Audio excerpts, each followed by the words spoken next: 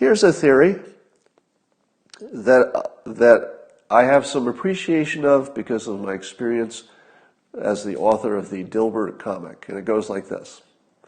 When the Dilbert comic first started, it kind of reached its peak during the 90s, the mid-90s, when there was a lot of downsizing, and employees had very little power, and their jobs were being sent overseas, and all that.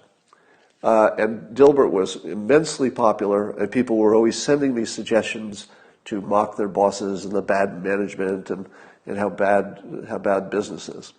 So it was sort of the heyday for being the Dilbert guy, because people were giving me all this great material from their own unhappy experiences. And then Bill Clinton came along and the dot-com situation happened. Now, when the dot-com thing happened, it looked like everybody was, not everybody, but it looked like the only thing keeping you from getting rich was yourself. Because so many people were doing so well in so many different ways during the dot-com boom that if I asked you, hey, what's wrong with your career? And I did, let me give you the exact thing. People stopped sending me complaints. And I thought to myself, come on, even if, let's say, 10% of the population is doing great because of this dot-com boom, it can't be more than 10%. The other 90% still have the same bad boss they have before and the same job. If you were complaining before with the same job, the same boss, the same coworkers, why did you just stop complaining? I literally couldn't get people to send me complaints during the dot-com era. It's to the point where I actually asked people to give me their phone number so I could call them at work and ask them if they have any complaints, because I wasn't getting any without solicitation. And so some people volunteered, and a lot of them actually, and I would call them at work, and sometimes I would pick up, sometimes not. And I'd say, hi, I'm Scott Adams, I'm the Dilbert guy. Tell me what's bothering you about your job. And they'd say, oh, yeah, I'm having a good day, nothing's bothering me. I go, no, really. There's nobody who has a perfect job and a perfect day. Just tell me what's really bugging you about your job. And I couldn't pry it out of them. I couldn't pry out of them a complaint about their boss or their company. It was amazing. And then, after the dot-com bust, things got better for the Dilbert guy, me, because people went back to complaining. Here's how this is relevant to our political situation. When the economy is bad, who do you blame? Who do you blame when the economy is bad?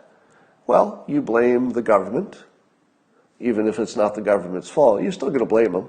Well, you should have done more. If you had done this, we wouldn't be so bad. You also blame management. You blame rich people. You blame big corporations. All right? Yeah. So you're blaming banks and businesses and corporations and stuff. Who does that sound like? Who did I just describe? Did that sound like Republicans? Or did that sound like Democrats? Answer, Democrats.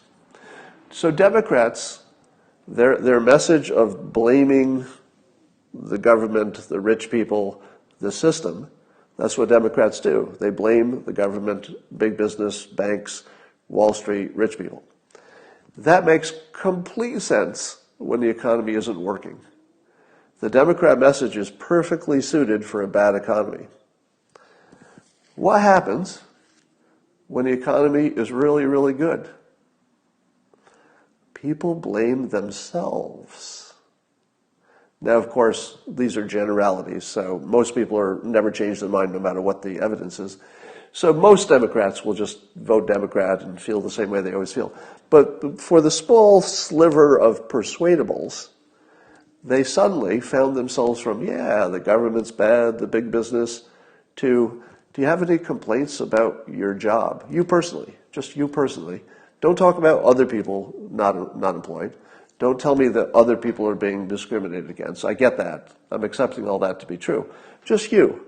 You personally, Bob, are you okay? How are you doing? Well, you probably saw there was a study that said 90% of people are happy in their personal lives because there's nobody to blame. If your economy is screaming and you're not happy with your situation, whose fault is it? Right? People understand that if the system is giving them, low unemployment, they can kind of change jobs. It's pretty easy to change jobs in this economy. So if you haven't changed jobs, if you haven't done what you need to do, if you haven't taken those courses to get that promotion, it's kind of on you. So we have what I would call a Republican-biased situation, which Republicans, by philosophy, are, you have a problem? That's your problem. Go solve your problem. Sure, we'll try to do what we can to get the government out of your way, but the government isn't there to solve your problem. That's what you're for. You're the one who solves your problem.